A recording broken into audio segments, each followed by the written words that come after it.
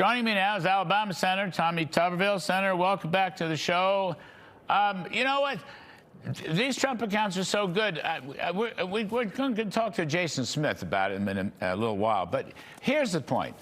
For some reason, Republicans are not doing a good job of touting the economy or the tax refunds that are coming up or the Trump accounts or a number of very, very positive economic things. We had Newt Gingrich on the show yesterday, and he said basically if the election were tomorrow, the GOP would lose the House. Might even lose the Senate, but they would lose the House. That's what he said. What do you make of that? Well, he might have a good point there, Larry. There's a lot of things going on up here that the American people are disappointed with. Disappointed, obviously, in all the socialist Democrats, what they're doing, but even Republicans were not standing up for the 77 million voters that voted for President Trump and the families out there that need help. It all goes back to the SAVE Act, the Voting Rights Act. But you're exactly right with this savings account. I think it's awesome. You know, these kids can have a savings account that will start, for instance, I've got a granddaughter, I'll put money for a birthday or Christmas present. You don't have to put a whole lot, but as you said, it'll compound interest over the year. It can make a lot of difference in a lot of these kids' lives. And again, if you don't have money to put in there, maybe employers and all those things. But there's a lot of good things going on up here, Larry, but there's a lot of things that are negative. And a lot of people right now are just totally concentrated, I think, very too soon on the election. We need to do things for the American people like this filibuster. I'm sick and tired of hearing about this. We have people up here that were elected because of voter fraud. And there's 10 or 15 states, the blue states, that have absolutely gone over the deep end about vote for a week, mail-in ballots for 3 weeks, no voter ID. If we don't straighten that out, we're going to lose the House, we're going to lose the Senate. It's going to be a disaster for this country for years and years to come.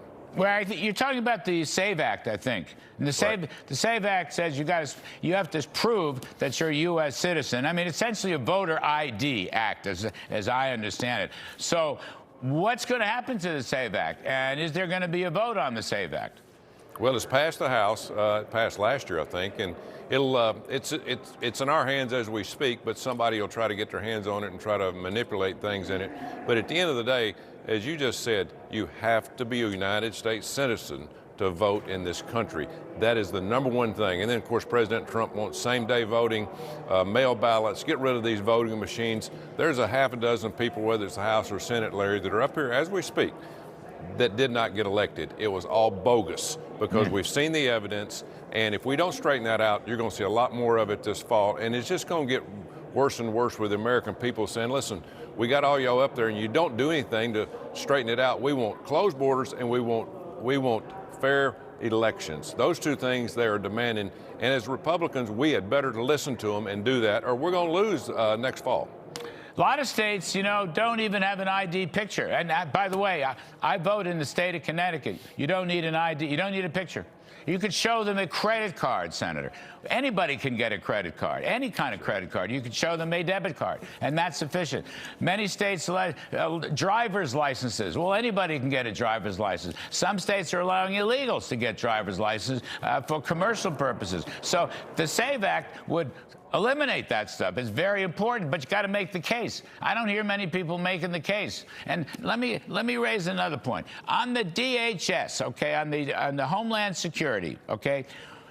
Is the GOP going to hang tough or is it going to go wobbly? When the Democrats start talking about reforming ICE, I see that as a code word for opening the door to some kind of open borders. I really do. I see that as reforming ICE as a code word. And we should be, Kevin Cramer was just quoted on the prior segment, Senator Cramer. I mean, how about ending sanctuary cities? That might be a good thing to do. But where's the Republican Party going to be?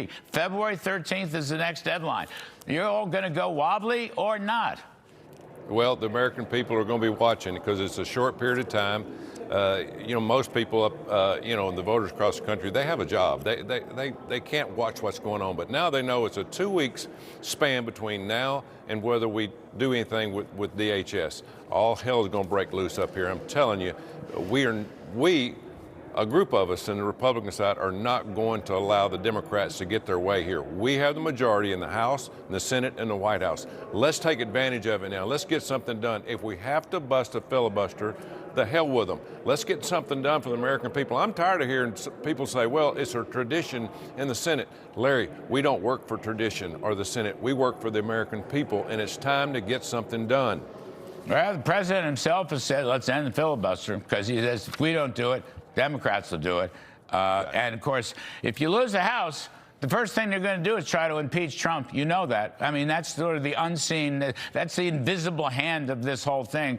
And what, Gingrich was saying last night on the show, the defeat in Texas, I know, was just a state senator, but that was a big Trump district, and the turnaround was 31 points. That can't be good. I mean, something's wrong here with the GOP campaign. Something is wrong, and I don't think you all are putting your best foot forward. That's my point. You've got a lot to crow about. The economy is very, very strong.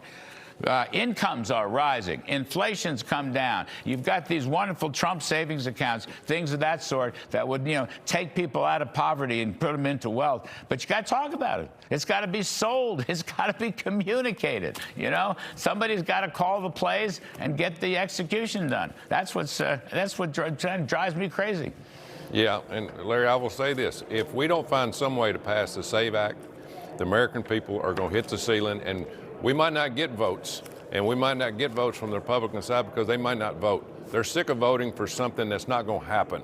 And so we have to give them the SAVE Act. We have to give them the right to have a fair election, because that's where our country starts. And if we don't do that this time, with majority up here in the House, Senate, and the White House, I don't know what's going to happen. It could be devastating to the Republican Party and to the country. Two other things, Senator, while I got you here. You are working, you have a group that's going to go after waste, fraud, and abuse. Now, this Minnesota story, the whole business about the cops and the killings and shootings and so forth, you can't obscure the fact of this massive fraud, Somalian fraud, where money has gone overseas to finance Lord knows what. But also, it's in a dozen states across the country. Welfare fraud in general is a massive industry, as you may know. What's happening on that front? Well, John Husted from Ohio, the senator, we've got a bill to try to stop fraud, but this bill basically says in education.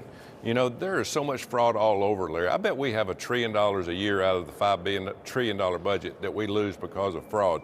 I'm talking Pell Grants, scholarships, things that go out the door that there's no oversight on. We have to get the states involved, and we have to make sure that every dime that goes out of this federal government that goes back to the states, that somebody is there to oversee it. That's what happened in Minneapolis. You had people that knew it was going on. They just wanted to let it go by, and hopefully people pay the price for that. The last one for you, news this afternoon, the United States shoots down Iranian drones that were aimed at the Abraham Lincoln battleship, okay? Now, that is an act of war. If they were sending those drones to hit that battleship, that is an act of war. So I just wondered what your view is regarding Iran and regime change. We've amassed a huge flotilla. More is coming, I take it. Should we go in your opinion? Should we go for regime change in Iran? Well, the one thing I want to say is, Iran, if you're not listening, if you hadn't watched what's gone on for the past few months, what President Trump's done, you felt part of it with your nuclear arsenal there, with President Trump absolutely demolished. And then, of course, Venezuela. And he told Iran, you straighten your act up or we're coming in. Now, he's got all kind of armada there, floaters, and we have all of our battleships, not all of them, but a lot of them, and our flat tops. But at the end of the day, Larry, he's not going to put up with it. Here's a guy that whatever he says he's going to do if you don't listen. And so I think what's going to happen here is you're going to get a great response out of Iran on this, or there's going to be consequences to pay. I can't imagine the existing regime, Senator, honestly, the existing regime would ever tell the truth or follow through or allow inspection or any of the above. We've gone 50 years with these people, and it's the same crowd. And then they're backed up by the Revolutionary Guards. It's a military dictatorship. I mean, I can't imagine that they will change their stripes no matter what is negotiated. No, you're exactly right. They've never listened to anybody. They run their own company, so to speak, and they have their own rules. But if those rules affect somebody else outside their borders, which they have, the American people usually want something done. And so we need a safe Middle East. A safe Middle East is a safe America, Western Hemisphere. And so hopefully that's taken care of with President Trump. Just in the next few weeks, I think you're going to see something happen one way or the other.